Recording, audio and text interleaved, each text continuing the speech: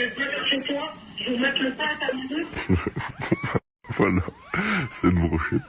T'as vu ton frère? Alors, ce n'est pas mon fils Quentin Labi qui a fait cette vidéo, qui a tué ses chatons. La PJ de Chambéry a fait son enquête. Ça a été prouvé que ce n'est pas lui. Il a été arrêté dans le Doubs. On n'est même pas dans le même département. On n'a rien à voir avec cette histoire. Mon fils est complètement innocent. C'est mon frère qui m'appelle à 19h pour me dire que une vidéo de mort de chat circule et que c'est le nom de mon fils qui est nommé pour être l'auteur des faits. Qu'on veut lui faire la peau et que nous aussi on est menacés. On va tout de suite pour déposer plainte.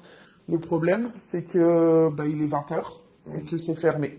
Et là, on nous dit qu'il faut revenir demain à 8h et qu'entre-temps, il faut rester enfermé chez nous et pas bouger. Et si jamais il y avait quoi que ce soit, appeler le 17. À 22h, on a des appels de toute la France. Et à 23h, on a des appels qui viennent même de Suisse et de Belgique. Les mots sont tellement violents.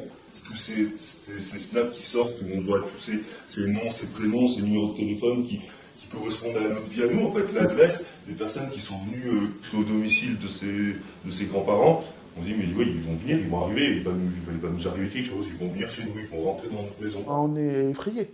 Effrayés, on n'a pas dormi de la nuit. On veut que le harcèlement cesse, même si on se rend bien compte que en fait c'est déjà très très loin et que le retour en arrière va être compliqué, voire impossible en fait.